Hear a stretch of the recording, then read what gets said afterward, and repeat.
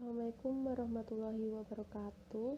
Perkenalkan, saya Ika Noviani dari kelas Akuntansi Syariah 7C. Di sini saya akan mempresentasikan proposal seminar akuntansi syariah dengan judul Kajian Manajemen Laba di Indonesia ditinjau atas struktur kepemilikan. Studi kasus pada perusahaan manufaktur yang terdaftar di Bursa Efek Indonesia periode 2016 sampai 2018. Latar belakang: perkembangan dunia usaha yang sedemikian pesat mendorong pelaku bisnis untuk berlomba-lomba meningkatkan kinerja perusahaannya.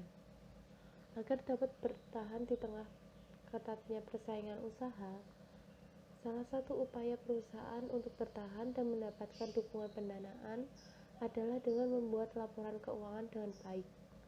Laporan keuangan menjadi salah satu informasi yang dibutuhkan oleh pihak eksternal perusahaan maupun pihak internal perusahaan untuk mendapatkan nilai kondisi perusahaan. Laporan keuangan juga menjadi alat penting bagi manajemen untuk menunjukkan efektivitas perusahaan dalam mencapai tujuan pertanggungjawaban manajemen pada perusahaannya.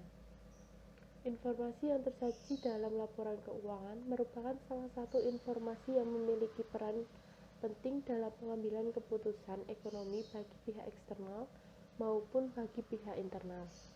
Laporan keuangan disusun oleh manajer atau agen yang lebih mengetahui kondisi dalam perusahaan. Seorang manajer lebih mengetahui seluk-beluk di dalam perusahaan dalam prospek perusahaan di masa mendatang daripada pemilik perusahaan. Oleh karena itu, sebagai pengelola, manajer berkewajiban untuk memberikan sinyal terkait kondisi perusahaan kepada pemilik perusahaan. Manajer melakukan pengelolaan informasi akuntansi khususnya terhadap laba demi kepentingan pribadi atau perusahaan. Tindakan ini disebut dengan praktek manajemen laba. Tindakan manajemen laba salah satunya dipicu oleh motivasi seperti pihak manajemen yang ingin memperlihatkan kepada pihak pemegang saham atau investor bahwa kinerja perusahaan semakin baik karena laba merupakan salah satu tolak ukur kinerja perusahaan. Manajemen laba dapat mengakibatkan berkurangnya kredibilitas dalam laporan keuangan perusahaan dengan cara menambah bias laporan keuangan dan membuat pemakai laporan keuangan mempercayai angka laba hasil rekayasa tersebut sebagai angka laba yang sesungguhnya. Kasus di Indonesia belum lama reda terkait kisruhnya laporan PT Garuda Indonesia Persero Tbk. Kini publik dibuat terkesima kembali dengan permasalahan BUMN. Di www.cnbcindonesia.com, Menteri Badan Keuangan Milik Negara atau BUMN Erick Thohir semakin memahami permasalahan yang terjadi pada perusahaan BUMN. Menteri BUMN tersebut menilai banyak perusahaan BUMN yang berani mempercantik laporan keuangannya yang disebut dengan window dressing. Padahal jelas hal tersebut adalah masuk dalam kategori penipuan.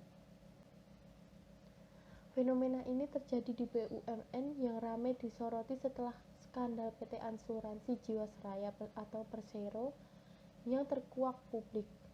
Sebelumnya, Erick Thohir memegang jabatannya saat ini, BUMN juga pernah melakukan tindakan serupa. Parahnya, yang terjadi bukan BUMN kecil, akan tetapi pada laporan keuangan PT Garuda Indonesia Tbk. JAA di tahun 2018 silam. Pada saat itu Persero melaporkan keuntungannya $5 atau senilai dengan 70,2 miliar. Padahal setelah adanya penyesuaian pencatatan, PT ini merugi $175 atau setara dengan 2,45 triliun. Kurs pada waktu itu yaitu 14,4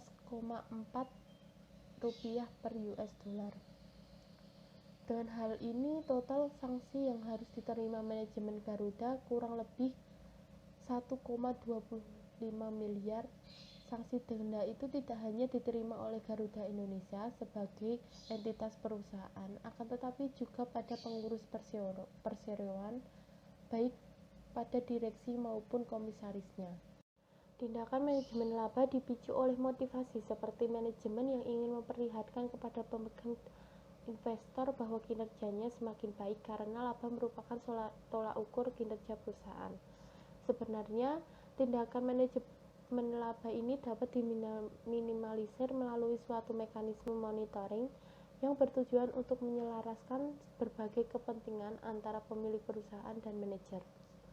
Pertama, dari kepemilikan saham oleh manajerial dengan memperbesar kepemilikan saham perusahaan oleh manajemen.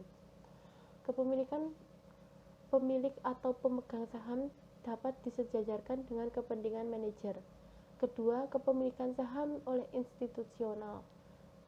Semakin tinggi kepemilikan saham yang dimiliki oleh pihak institusional, maka akan semakin tinggi pula pengelolaan laba. Karena kepemilikan institusional yang tinggi memberikan fleksibilitas kepada manajer untuk melakukan tindakan dalam pengelolaan laba yang efisien dalam rangka mengantisipasi kejadian yang tidak akan terduga untuk keuntungan dari pihak-pihak yang terlibat dalam kontrak sehingga tidak ada yang dirugikan. Struktur kepemilikan dapat menjadi mekanisme internal pendisiplinan dari pihak manajemen, mekanisme yang dapat digunakan untuk meningkatkan efektivitas monitoring karena dengan kepemilikan yang besar menjadikan pemegang saham memiliki akses informasi yang cukup signifikan untuk mengimbangi keuntungan informasi yang dimiliki pihak manajemen. Mekanisme ini dapat juga digunakan untuk mengurangi insentif pihak manajemen melakukan earning management. Aspek lainnya untuk mengontrol faktor yang mempengaruhi manajemen laba, ada beberapa yang digunakan untuk mengontrol pengaruh struktur kepemilikan pada manajemen laba, di antaranya independensi dewan, independensi komite audit, dan ukuran dewan. Independensi dewan memiliki intensif dalam membatasi pendapatan manajemen dalam menjalankan peran pemantauan mereka. Independensi komite audit menciptakan pengendali yang efektif atas preferensi keuangan yang digunakan melalui pengelolaan dan memastikan kredibilitas laporan keuangan. Sedangkan ukuran dewan dapat mempengaruhi fungsi dewan dan kinerja perusahaan. Karena semakin besar jumlah anggota dewan, semakin banyak penelitian yang memberikan hasil mengenai pengaruh struktur kepemilikan terhadap manajemen laba. Di antaranya penelitian dari Klein tahun 2002 yang menunjukkan hasil bahwa independensi dewan memiliki peran intensif untuk membatasi pendapatan manajemen dengan menjalankan peran pemantauan mereka. Berbeda dengan penelitian lain tidak menemukan hubungan tersebut. Dengan perbedaan tersebut, maka sangat menarik untuk diteliti. Alasan pemilihan perusahaan manufaktur yang terdaftar di Bursa Efek Indonesia atau BEI sebagai objek penelitian dikarenakan pada perusahaan manufaktur merupakan perusahaan yang bisa dikatakan berskala besar. Jika dibandingkan dengan perusahaan lain, perusahaan manufaktur memiliki saham yang tahan terhadap krisis ekonomi. Hal ini karena dapat dilihat dari produk manufaktur yang tetap dibutuhkan, sehingga sangat kecil kemungkinan untuk rugi.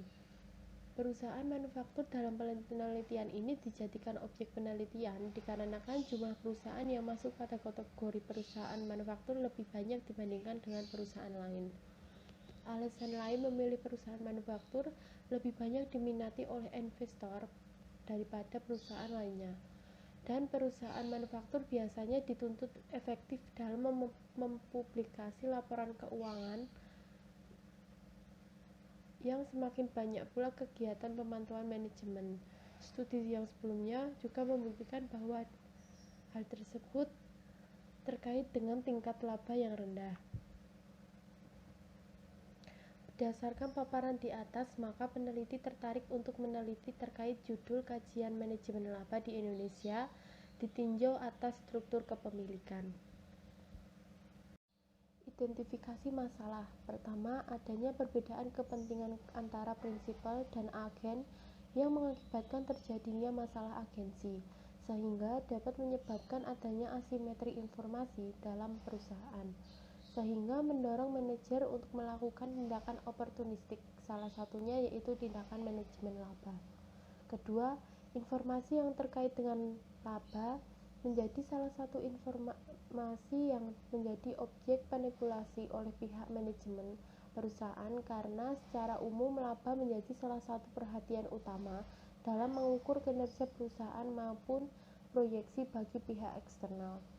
Ketiga, tindakan manajemen laba salah satunya dipicu oleh motivasi seperti pihak manajemen yang ingin memperlihatkan kepada pihak pemegang saham atau investor bahwa kinerja perusahaan semakin baik karena laba merupakan salah satu tolak ukur kinerja perusahaan. 4. Terdapat beberapa hasil penelitian yang berbeda dari variabel yang digunakan, antara lain kepemilikan manajerial orang dalam, kepemilikan manajerial orang luar, kepemilikan institusional, pemegang blok eksternal, kepemilikan keluarga, dan kepemilikan asing. Batasan masalah. Penelitian ini memfokuskan untuk membahas pengaruh dari struktur kepemilikan terhadap manajemen laba yang mencakup variabel kepemilikan manajerial orang dalam, kepemilikan manajerial orang luar, kepemilikan institusional, pemegang blok eksternal, kepemilikan keluarga, dan kepemilikan asing. Penelitian ini dilakukan pada perusahaan manufaktur yang terdaftar di BEI atau Bursa Efek Indonesia tahun 2016 sampai 2018. Rumusan masalah. Pertama, apakah kepemilikan manajerial orang dalam berpengaruh terhadap manajemen laba? Kedua, apakah kepemilikan manajerial orang luar berpengaruh terhadap manajemen laba? Ketiga, apakah kepemilikan institusional berpengaruh terhadap manajemen laba? Keempat, apakah kepemilikan pemegang blok eksternal berpengaruh terhadap manajemen laba? Kelima, apakah kepemilikan keluarga berpengaruh terhadap manajemen laba? Dan yang terakhir yaitu apakah kepemilikan asing berpengaruh terhadap manajemen laba? Tujuan penelitian. 1. Untuk mengetahui pengaruh kepemilikan manajerial orang dalam berpengaruh terhadap manajemen laba. Untuk mengetahui pengaruh kepemilikan manajerial orang luar terhadap manajemen laba. Ketiga, untuk mengetahui pengaruh kepemilikan institusional terhadap manajemen laba. Keempat, untuk mengetahui pengaruh kepemilikan pemegang blok eksternal berpengaruh terhadap manajemen laba. Untuk mengetahui pengaruh kepemilikan keluarga terhadap manajemen laba. Keenam, untuk mengetahui pengaruh kepemilikan asing terhadap manajemen laba. Manfaat penelitian. Untuk akademik, diharapkan hasil penelitian ini dapat menambah pengetahuan bagi pembaca sekaligus sebagai referensi bagi mahasiswa yang akan meneliti terkait penelitian ini secara mendalam. Kedua, untuk praktisi, memberikan informasi yang bermanfaat bagi perusahaan ataupun bagi investor terkait dengan pengambilan keputusan yang lebih baik pada suatu perusahaan. Memberikan informasi kepada pihak manajemen dan juga mengevaluasi kinerja dari perusahaan tersebut. Landasan teori. Teori agensi.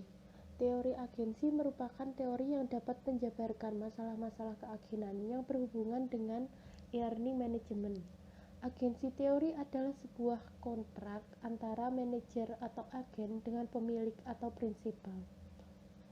Teori keagenan menunjukkan hubungan kontraktual antara prinsipal dan agen yang berhubungan dengan keduanya dapat menimbulkan konflik karena pada masing-masing bertindak untuk memaksimalkan keuntungan masing-masing. Teori keagenan ini menganggap bahwa pada setiap individu bertindak atas kepentingan mereka sendiri. Pada beberapa situasi agen tidak bertindak sesuai dengan keinginan prinsipal. Hal ini disebabkan karena manajer memiliki informasi yang lebih banyak mengenai kondisi maupun prospek perusahaan ke depan dibandingkan dengan prinsipal. Permasalahan yang timbul akibat adanya perbedaan kepentingan antara pemilik dan manajer disebut dengan agency problem. Salah satu penyebabnya yaitu karena adanya asimetri informasi. Teori keagenan mengemukakan bahwa mekanisme pengawasan diasumsikan untuk menjajarkan kepentingan manajer dan pemegang saham serta mengurangi konflik kepentingan dan munculnya berbagai perilaku oportunistik. Manajemen laba atau earning management. Manajemen laba adalah tindakan yang dilakukan oleh manajemen perusahaan dalam meningkatkan atau menurunkan laba yang dilakukan sebelumnya, melaporkan laporan keuangan perusahaan yang bertujuan untuk memaksimalkan kepentingan manajemen. Menurut Scott tahun 1997, dalam Cindy Felicia dan Paulina Sutrisno tahun 2020, mengungkapkan bahwa manajemen laba ketika manajer dapat memilih kebijakan akuntansi dari standar akuntansi yang berlaku. Hal yang lumrah terjadi bahwa mereka memilih kebijakan yang memaksimalkan utilitas atau nilai pasar dari perusahaan. Manajemen laba sering dilakukan dengan mempermainkan komponen-komponen akrual dalam laporan keuangan oleh Herrera tahun 2019. Mendeteksi kemungkinan manipulasi merupakan suatu yang penting karena berkaitan dengan pendapatan bersih yang dilaporkan dan dikelola oleh manajer. Hal ini mungkin terjadi oleh manajer saat perusahaan terancam mengalami penurunan laba, yaitu dengan melakukan manajemen laba, sehingga kinerja keuangan pada perusahaan akan tampak baik di mata pemegang saham dan publik, walaupun dalam keadaan perusahaan terancam mengalami penurunan laba. Kepemilikan manajerial orang dalam. Teori keagenan mengusulkan bahwa segera setelah manajer tidak memiliki perusahaan yang mereka kelola dan mereka memiliki dalam jumlah kecil saham perusahaan tersebut, maka perilakunya dipengaruhi oleh kepentingan pribadi yang jauh dari tujuan meningkatkan nilai perusahaan, dan akibatnya dari kepentingan pemegang saham, semuanya memudahkan untuk melakukan manajemen laba. Kepemilikan orang dalam dapat dianggap sebagai mekanisme untuk membatasi pengelolaan perilaku oportunisme. Dengan hal ini, tingkat manajemen laba dapat diantisipasi secara signifikan negatif terkait dengan kepemilikan orang dalam. Kepemilikan manajerial orang luar. Oleh Fama dan Jensen tahun 1983 dan Slaver and Fleischer tahun 1997 dalam Ibrahim tahun 2016 berpendapat bahwa bantuan kepemilikan orang luar yang lebih tinggi mengurangi konflik agensi karena mereka memiliki insentif dan kekuatan yang lebih tinggi untuk mencegah pengambilan alih melalui orang dalam. Menurut Beasley tahun 1996 mendokumentasikan hubungan negatif yang signifikan antara kemungkinan terjadinya penipuan keuangan dan kepemilikan direktur luar. Kepemilikan institusional. Teori keagenan mengusulkan bahwa dalam pemantauan investor kelembagaan dapat menjadi mekanisme tata kelola yang signifikan atau efisien. Kepemilikan institusional berperan efektif dalam memantau pengelolaan kebijaksanaan dan meningkatkan kompetensi informasi di pasar modal, karena kepemilikan institusional efektif dalam memproses dan memperoleh informasi. Kepemilikan institusional adalah kepemilikan saham yang suatu perusahaan yang dimiliki oleh institusi atau lembaga tertentu seperti perusahaan asuransi bank, perusahaan investasi, dan kepemilikan institusi lain. Keberadaan investor institusi dianggap mampu untuk menjadi mekanisme monitoring yang lebih efektif dalam setiap keputusan yang akan diambil oleh manajemen. Pemegang blok eksternal. Pemegang saham yang besar bermain peran penting dalam pengendalian internal perusahaan, karena tingkat partisipasi akan memotivasi mereka untuk mempengaruhi dan memantau strategi perusahaan di mana mereka telah berinvestasi. Penelitian sebelumnya menekankan bahwa hal tersebut kepemilikan adalah suatu mekanisme aktif tata kelola perusahaan dalam mengendalikan keputusan akuntansi manajemen dan menghasilkan kualitas laba yang lebih tinggi.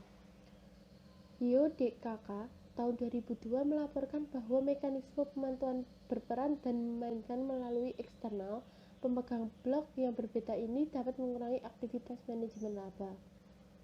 Di sisi lain, apabila tingkat pemegang saham besar terlalu tinggi, hal tersebut dapat menyebabkan masalah keagenan karena dapat mengambil pengalihan kepentingan yang dilakukan oleh pemegang saham minoritas. Sedangkan untuk pemegang saham besar mempraktikkan hak kontrol mereka untuk menghasilkan keuntungan yang khusus yang terkadang pengambilan alih pemegang saham minoritas. Kepemilikan keluarga. Perusahaan kepemilikan keluarga harusnya lebih efektif dibandingkan dengan perusahaan kepemilikan publik. Dengan biaya pemantauan yang lebih sedikit di perusahaan kepemilikan keluarga, efek eksumen menghasilkan informasi yang lebih tinggi terkait dengan asimetri antara pemegang saham lain dan kepemilikan keluarga. Oleh karena itu, anggota keluarga memiliki peluang serta intensif untuk dapat melakukan atau mengelola pendapatan dari keuntungan merek sendiri. Jadi, efek attachment memperkirakan bahwa kepemilikan keluarga terkait dengan kualitas laba yang lebih rendah. Menurut Siregar dan Utama, tahun 2008 dalam Ibrahim tahun 2016 menyatakan bahwa manajemen laba lebih efisien di antara perusahaan kepemilikan keluarga dibandingkan dengan perusahaan lain. Akan tetapi, menurut Prinsipes tahun 2008 menunjukkan bahwa untuk menghindari pelanggan kontrak hutang, perusahaan keluarga memanipulasi pendapatan, meskipun mereka lebih cenderung rendah dalam keterlibatan terkait pendapatan. Yang tahun 2010 menunjukkan bahwa semakin tinggi tingkat kepemilikan orang dalam, semakin tinggi pula pendapatan manajemen. Dengan hal tersebut mendukung efek entrancement anggota keluarga. Kepemilikan asing. Investor institusi asing biasanya reksadana atau investor institusi tambahan. Menurut Howard Dreamer tahun 2006 mempersepsikan bahwa perusahaan yang dimiliki oleh asing lebih kreatif dibandingkan mereka yang kehilangan kepemilikan asing. Menunjukkan bahwa dalam kepemilikan asing aktif dalam mencegah perilaku manajemen oportunistik dan menurunkan manajemen laba. Kepemilikan dalam negeri ataupun asing berperan dalam kinerja perusahaan, namun kepemilikan asing berperan lebih tinggi. Kepemilikan asing dan pendanaan obligasi memberikan pengawasan yang efektif atas akrual diskresioner. Hal ini didukung dengan pernyataan bahwa perusahaan yang memiliki kepentingan asing yang tinggi akan menyajikan laporan keuangan yang terpercaya dan mengubah tingkat asimetri informasi yang lebih rendah. Telaah pustaka. Pada jurnal dari Ibrahim Salim Al-Azubi tahun 2016 dengan judul Ownership Structure dan Earning Management Evidence from Jordan, ada perbedaan menggunakan variabel 6, yaitu kepemilikan manajerial orang dalam, kepemilikan manajerial orang luar, kepemilikan institusional, kepemilikan keluarga, pemegang blok eksternal, dan kepemilikan asing. Dari hasil jurnal tersebut, analisis struktur kepemilikan menunjukkan bahwa proporsi kepemilikan manajerial orang dalam, kepemilikan manajerial orang luar, kepemilikan institusional, kepemilikan keluarga, pemegang blok eksternal, dan kepemilikan asing berpotensi dalam berkurangnya manajemen laba. Pada jurnal Cindy Felicia dan Pauline Sutrisno tahun 2020 dengan judul Pengaruh Karakteristik Perusahaan, Struktur Kepemilikan dan Kualitas Audit Terhadap Manajemen Laba, adanya perbedaan yaitu menggunakan variabel independen karakteristik perusahaan yang meliputi pertumbuhan perusahaan, kinerja perusahaan, ukuran perusahaan, umur perusahaan, dan ukuran dewan komisaris. Untuk variabel struktur kepemilikan, yaitu menggunakan dua kepemilikan, yaitu kepemilikan manajerial dan kepemilikan institusional, dan variabel kualitas audit. Untuk hasil pada jurnal Cindy Felicia dan Paulina Sutrisno tahun 2020, hasil penelitian ini menunjukkan bahwa variabel pertumbuhan perusahaan dan kinerja perusahaan berpengaruh positif terhadap manajemen laba. Sedangkan variabel ukuran perusahaan, umur perusahaan, kualitas audit, ukuran dewan komisaris, dan kepemilikan manajerial serta kepemilikan institusional tidak memiliki pengaruh terhadap manajemen laba. Pada jurnal Olivia Herrera tahun 2019, pengaruh struktur kepemilikan dan kinerja perusahaan terhadap manajemen laba. Perbedaan yang ada dalam jurnal tersebut yaitu pada variabel independen, yaitu menggunakan kepemilikan manajerial, kepemilikan institusional, profitabilitas, leverage, dan ukuran perusahaan. Untuk hasil pada penelitian tersebut, pada penelitian itu kepemilikan manajerial berpengaruh negatif terhadap manajemen laba, sedangkan kepemilikan institusional, leverage, dan ukuran perusahaan tidak berpengaruh terhadap manajemen laba, serta profitabilitas berpengaruh positif terhadap manajemen laba. Jurnal dari Immanuel San Martin Reina dengan judul The Effect of Ownership Composition on Earning Management Evidence from Mexican Stock Exchange, yaitu ada perbedaan pada variabel independen, yaitu menggunakan kepemilikan konsentrasi, pemegang block holder, dan institusi. Dari hasil tersebut, penelitian ini menunjukkan hubungan partisipasi ke peningkatan kerja investor institusi terhadap manajemen laba. Marcella Giovanni tahun 2017. Dalam jurnal ini berjudul Pengaruh Struktur Kepemilikan, Tata Kelola Perusahaan, dan Karakteristik Perusahaan Terhadap Manajemen Laba. Perbedaannya yaitu menggunakan variabel kepemilikan manajerial, kepemilikan institusional, kepemilikan komite audit, ROA, leverage, dan ukuran perusahaan. Pada penelitian ini, kepemilikan manajerial, ukuran Dewan Komisaris, ukuran perusahaan berpengaruh negatif signifikan terhadap manajemen laba, sedangkan kepemilikan institusional dan ukuran komite audit tidak berpengaruh terhadap manajemen laba, serta profitabilitas berpengaruh positif terhadap manajemen laba. Kerangka berpikir untuk variabel independen menggunakan 6 variabel, yaitu kepemilikan manajerial orang dalam, kepemilikan manajerial orang luar, kepemilikan institusional, kepemilikan keluarga, kepemilikan asing, dan pemegang saham eksternal. Sedangkan untuk variabel kontrol menggunakan 3 variabel, yaitu independensi dewan, independensi komite audit, dan ukuran dewan. Untuk variabel dependen menggunakan manajemen laba. Pengembangan hipotesis kepemilikan manajerial orang dalam. Kepemilikan manajerial merupakan proporsi pemegang saham dari pihak manajemen yang secara aktif ikut untuk melakukan pengambilan keputusan perusahaan. Pihak manajemen yaitu antara direktur dan komisaris. Untuk itu, kepemilikan orang dalam dijadikan sebagai mekanisme untuk membatasi pengelolaan perilaku oportunisme. Karena itu, pada peringkat manajemen laba dapat diantisipasi secara signifikan negatif terkait dengan kepemilikan orang dalam. Penelitian sebelumnya menunjukkan bahwa internal yang lebih tinggi pada kepemilikan lebih mengarah pada manajemen pendapatan yang bertujuan untuk memanfaatkan kekayaan pribadi. Namun sebaliknya, penelitian lain tidak menemukan hubungan signifikan antara kedua variabel tersebut.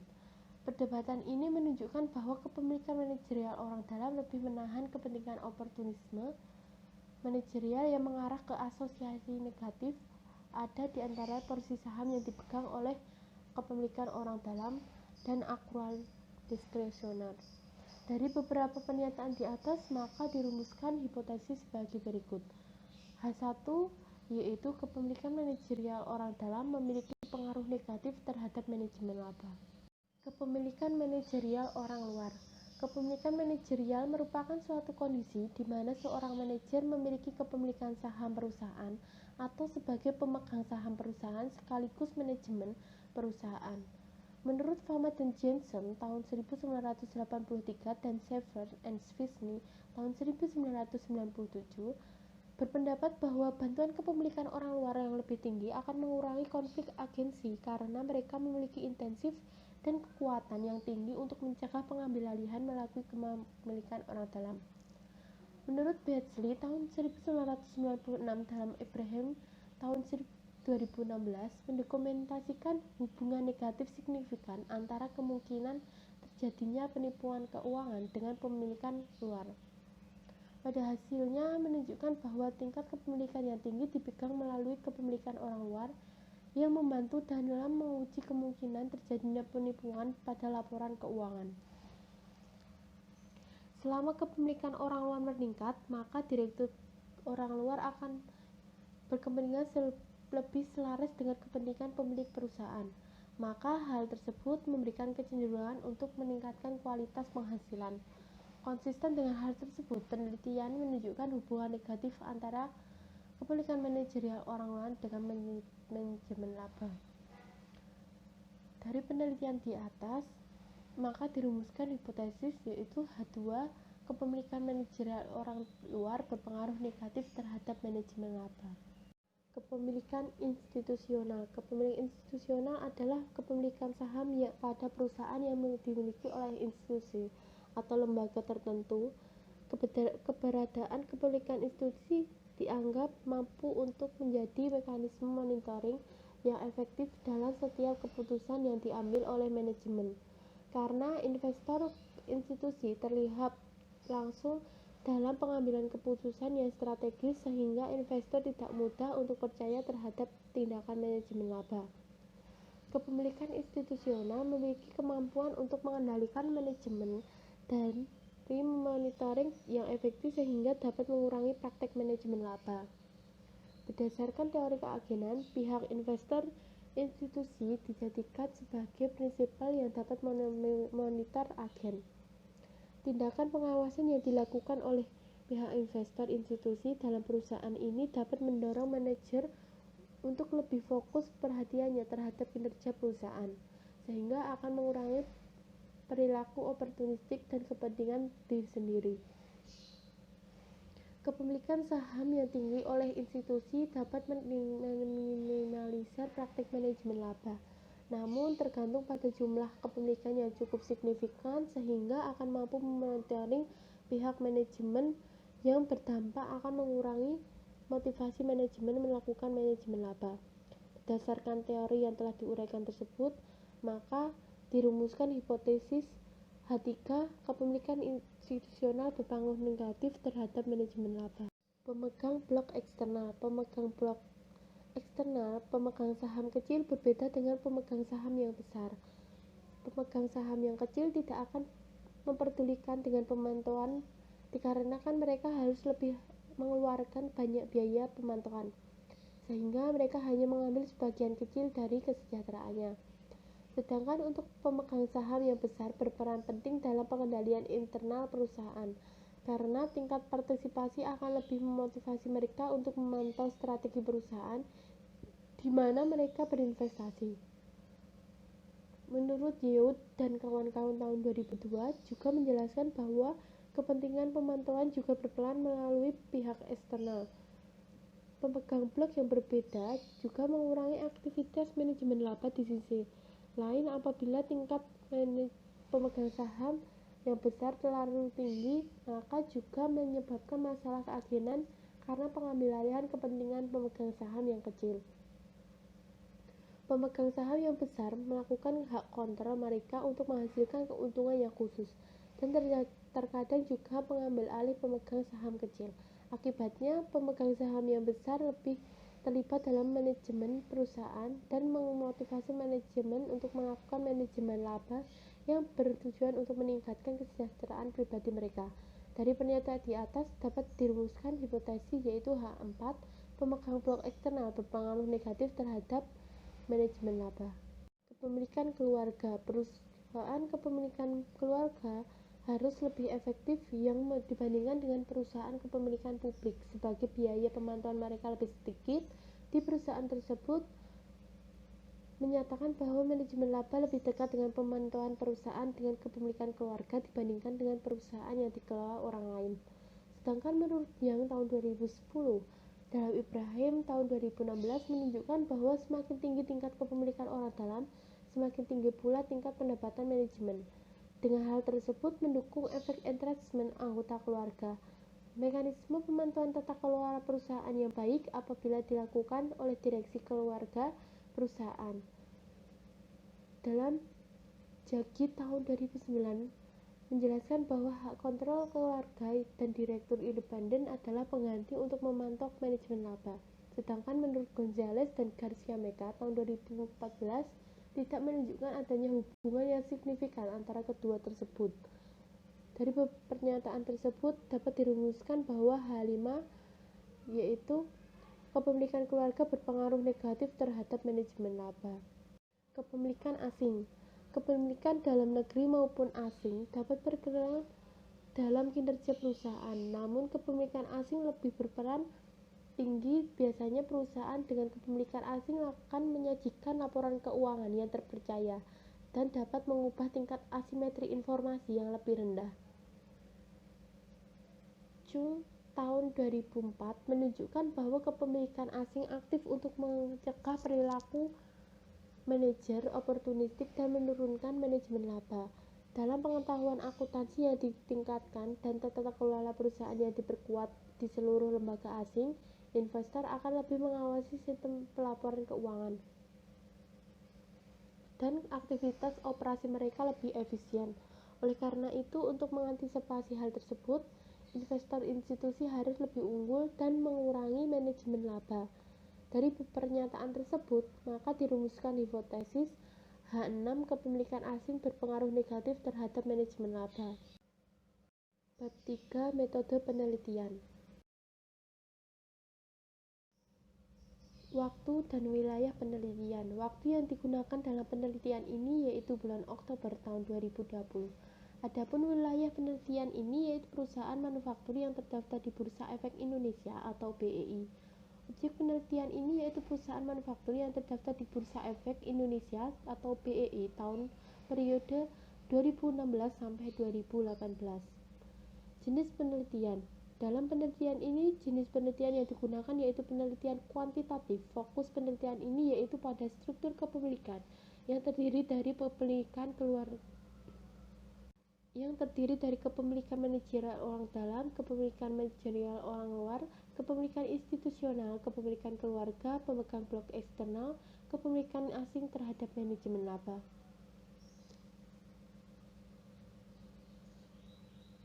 Populasi dalam penelitian ini yaitu wilayah generalisasi terdiri dari objek dan yang mempunyai kualitas dan karakteristik tertentu yang ditetapkan oleh peneliti untuk mempelajari kemudian dapat ditarik kesimpulannya. Populasi yang digunakan dalam penelitian ini yaitu perusahaan manufaktur yang terdaftar di Indonesia di Bursa Efek Indonesia selama periode 2016 sampai 2018. Sampel. Menurut Sugiono, tahun 2015, sampel ada sebagian dari jumlah dan karakteristik yang dimiliki oleh populasi. Apabila populasi dalam penelitian besar, maka penelitian tidak mungkin meneliti mempelajari semua populasi. Akan tetapi, dalam penelitian ini akan mengambil sampel dan mewakili populasi yang ada. Sampel yang dalam penelitian ini yaitu perusahaan manufaktur yang terdaftar di Bursa Efek Indonesia selama periode tahun 2016 sampai 2018 yang memenuhi kriteria tertentu. Teknik pengambilan sampel yang digunakan dalam penelitian ini yaitu menggunakan metode purposive sampling di mana data dipilih berdasarkan beberapa kriteria tertentu. Berikut ini adalah beberapa kriteria. Pertama, perusahaan manufaktur yang terdaftar di BEI atau Bursa Efek Indonesia tahun 2016 sampai 2018. Kedua, perusahaan yang menerbitkan laporan keuangan dengan mata uang rupiah. Ketiga, perusahaan tersebut tidak mengalami kerugian selama periode penelitian. Keempat, perusahaan yang mempunyai laporan lengkap data terkait dengan variabel yang digunakan dalam penelitian ini. Kelima, perusahaan yang mempublikasikan laporan keuangan tahunan untuk periode 31 Desember tahun 2016 sampai 2018. Data dan sumber data. Data yang digunakan dalam penelitian ini yaitu data sekunder dalam bentuk time series, yaitu data yang diperoleh secara tidak langsung melalui media perantara berupa laporan tahunan perusahaan manufaktur periode 2016 sampai 2018 yang terdaftar di Bursa Efek Indonesia atau BEI. Sumber data yang diperoleh dari laporan keuangan yang dapat diakses melalui situs resmi dari Bursa Efek Indonesia atau www.idx.co.id atau dari web perusahaan masing-masing. Teknik pengumpulan data. Teknik pengumpulan data yang digunakan dalam penelitian ini yaitu dokumentasi, di mana dokumen-dokumen ini diperoleh dari laporan keuangan dan laporan tahunan perusahaan yang dipublikasi di Bursa Efek Indonesia. Variabel penelitian. Variabel independen. Disebut juga variabel output, kriteria, konsekuen, sedangkan dalam bahasa Indonesia sering disebut dengan variabel terikat. Variabel terikat merupakan variabel yang dipengaruhi atau menjadi akibat adanya variabel bebas, yaitu dari Sugiono tahun 2015. Variabel dependen yang digunakan dalam penelitian ini yaitu manajemen laba yang dipromosikan dengan discretional accrual yang mengacu pada discretional accrual Jones model modification. Variabel independen atau variabel bebas. Variabel independen sering disebut sebagai variabel stimulus, prediktor, antecedent, dan dalam bahasa Indonesia sering disebut sebagai variabel bebas. Variabel bebas merupakan variabel yang dipengaruhi atau sebagai sebab perubahannya atau yang timbulnya variabel independen. Variabel independen yang digunakan dalam penelitian ini yaitu kepemilikan manajerial orang dalam, kepemilikan manajerial orang luar, kepemilikan keluarga, pemegang blok saham, kepemilikan institusional, kepemilikan asing. Sedangkan untuk variabel kontrol menjadi variabel yang tidak dirubah dan juga dikendalikan agar hubungan antara variabel independen dan variabel dependen tidak dipengaruhi oleh unsur lain di luar penelitian. Penelitian ini menambahkan variabel kontrol berupa independensi komite audit, independensi dewan, dan ukuran dewan. Definisi operasional variabel. Pertama, variabel dependen atau sering disebut dengan variabel Z, yaitu dengan manajemen laba. Manajemen laba adalah tindakan yang dilakukan oleh manajemen perusahaan dalam meningkatkan atau menurunkan laba yang dilakukan sebelum melaporkan laporan keuangan perusahaan yang bertujuan untuk memaksimalkan kepentingan dari manajemen. Manajemen laba diukur dengan discretionary accrual dengan menggunakan versi cross-section dari model Jones yang dimodifikasi. Pertama, menentukan total accrual, yaitu total accrual pada perusahaan I pada periode T, yaitu laba bersih setelah pajak atau net income pada perusahaan tersebut dikurangi oleh arus kas operasi atau cash flow from operating perusahaan tersebut. Menghitung nilai non-discretional accrual atau NDA, yaitu dengan beta perubahan piutang perusahaan koefisien regresi. Untuk menghitung nilai akrual yang dihitung dengan persamaan regresi linear berganda berbasis ordinary least square, yaitu total aset menggunakan total aset untuk sampel perusahaan, perubahan penjualan perusahaan, property plant and equipment perusahaan, dan error item dengan disebutkan rumus sebagai tersebut. Untuk nilai discretional accrual yaitu total accrual dibagi dengan total aset dikurangi dari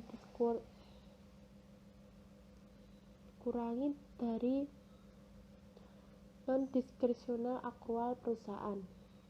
Variabel independen. Variabel independen pada penelitian ini yaitu ada 6. Untuk yang pertama, kepemilikan manajerial orang dalam. Kepemilikan manajerial merupakan suatu kondisi seorang manajer yang memiliki kepemilikan saham perusahaan yang dapat dikatakan pemegang saham perusahaan sekaligus manajemen perusahaan. Sedangkan kepemilikan manajerial orang dalam dianggap sebagai mekanisme untuk membatasi dan pengelolaan perilaku oportunisme.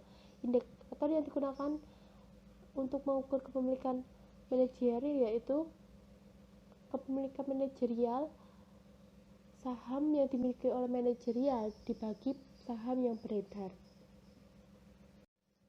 Kepemilikan institusional. Kepemilikan institusional merupakan kepemilikan dalam suatu perusahaan yang dimiliki oleh lembaga atau institusi, yaitu variabel ini menggunakan rumus saham yang dimiliki institusional dibagi dengan saham yang beredar. Variabel pemegang blok eksternal. Pemegang blok atau pemegang saham besar merupakan pemegang saham yang berperan penting dalam pengendalian internal perusahaan karena tingkat partisipasi yang akan memotivasi mereka untuk mempengaruhi dan memantau strategi perusahaan di mana mereka berinvestasi.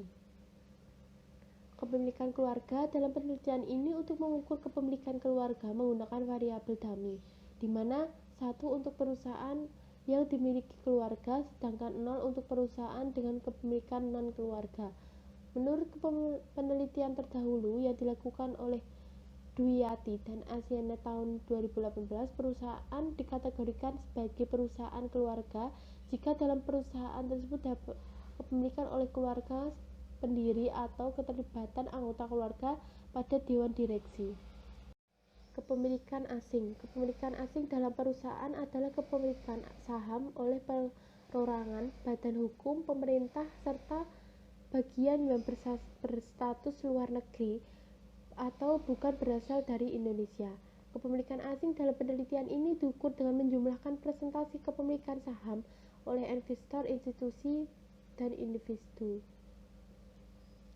Kepemilikan manajerial orang luar. Kepemilikan manajerial merupakan kepemilikan saham yang dimiliki oleh manajemen perusahaan. Kepemilikan manajerial orang luar apabila lebih tinggi dapat mengurangi konflik agensi karena mereka memiliki intensif dan kekuatan yang lebih tinggi untuk mencegah ambil alih melalui orang dalam. Kepemilikan ini sama dengan kepemilikan manajerial orang dalam yang menggunakan saham yang dimiliki manajerial dibagi dengan saham yang beredar. Variabel kontrol, yaitu menggunakan 3 variabel kontrol. Pertama, independensi dewan yang diukur dengan proporsi dari independensi direktur dan non-eksekutif dari jumlah dewan. Kemudian yang kedua, independensi komite audit. Independensi komite audit diukur menggunakan persentase jumlah komite audit independen terhadap total komite audit dalam perusahaan. Ketiga, ukuran dewan, yaitu variabel ini diukur dengan jumlah total anggota dewan. Apabila ketiga variabel tersebut dimasukkan ke dalam rumus, maka DAEC sama dengan beta plus beta independensi dewan, beta dari size atau ukuran dewan, beta independensi komite audit. Teknik analisis data. Teknik analisis data yang digunakan dalam penelitian ini dengan menggunakan analisis regresi. Alat untuk menganalisis dan menggunakan bantuan program SPSS dalam penelitian terdapat langkah-langkah yang harus dilakukan, yaitu pertama, analisis statistik deskriptif. Statistik deskriptif adalah statistik yang digunakan untuk menganalisa data dengan cara mendeskripsikan atau menggambarkan data yang telah berkumpul sebagaimana adanya tanpa bermaksud membuat kesimpulan yang berlaku untuk umum. Penelitian yang dilakukan pada populasi jelas akan menggunakan statistika deskripsi dalam analisisnya. Akan tetapi apabila penelitian dilakukan pada sampel, maka analisisnya dapat menggunakan statistik deskripsi. Uji asumsi klasik.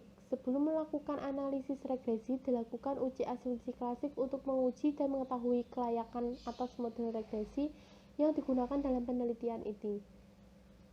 Uji asumsi klasik yang digunakan dalam penelitian ini yaitu uji normalitas, uji multikolonialitas, uji autokorelasi, dan heterokodisitas.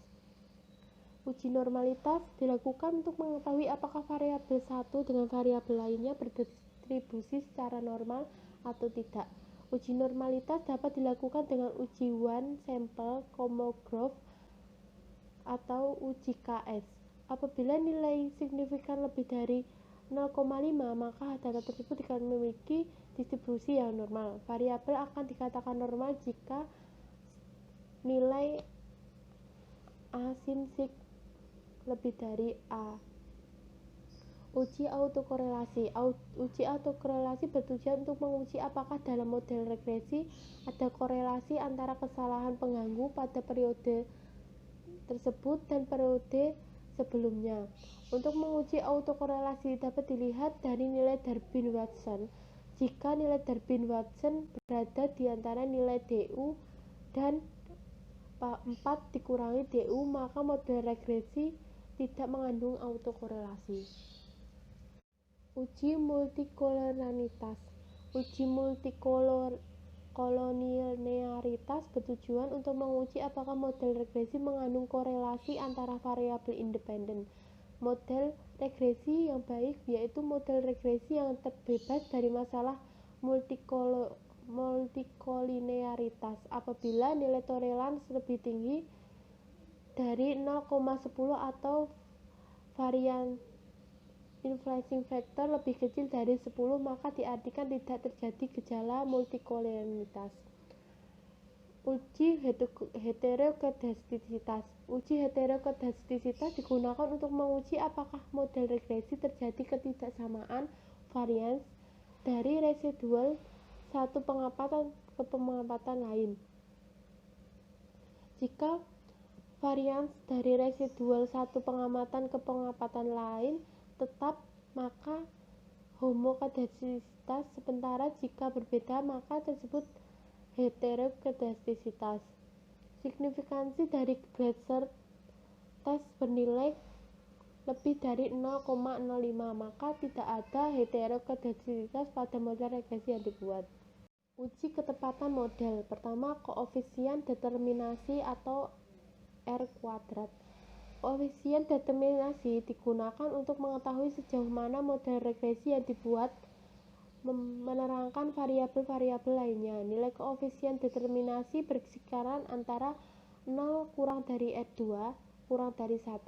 Nilai koefisien determinasi yang lebih kecil berarti mempunyai variabel-variabel independen. Dalam menjelaskan variabel dependen yang sangat terbatas, nilai yang mendekati 1 berarti variabel-variabel independen hampir memberikan semua informasi yang dibutuhkan untuk memprediksi variabel-variabel independen. Uji signifikansi simultan atau sering disebut dengan uji F. Uji statistik F pada dasarnya menunjukkan apakah semua variabel independen atau bebas yang dimaksudkan dalam model mempunyai pengaruh secara bersama-sama dalam variabel dependen. Pengujian dilakukan dengan menggunakan tingkat signifikansi 0,05 atau 5%. Menurut Ghazali tahun 2011 menyatakan bahwa dasar pengambilan keputusan adalah dengan menggunakan angka probabilitas signifikan. Analisis regresi. Dalam penelitian ini menggunakan analisis regresi linear berganda. Analisis regresi linear berganda digunakan untuk menguji lebih dari dua variabel, yaitu variabel dependen, independen, dan kontrol. IM yaitu manajemen laba perusahaan. I pada periode yang bersangkutan yang diukur menggunakan diskresional akrual. Untuk INS01 yaitu diasumsikan kepemilikan manajerial orang dalam pada perusahaan tersebut pada periode tersebut. Untuk OUT01 kepemilikan manajerial orang luar pada perusahaan tersebut pada periode tersebut. Untuk INS01 yaitu kepemilikan institusional pada perusahaan itu pada tahun tersebut. Untuk EBH yaitu pemegang blok eksternal pada perusahaan itu pada tahun tersebut. Untuk FAM01 kepemilikan keluarga pada perusahaan itu pada periode tersebut. Untuk FOREX01 kepemilikan asing pada perusahaan itu pada periode tersebut. Untuk E yaitu error. Terima kasih atas perhatian dan waktunya. Kurang lebih seperti itu. Apabila ada kesalahan, mohon maaf. Wassalamualaikum warahmatullahi wabarakatuh.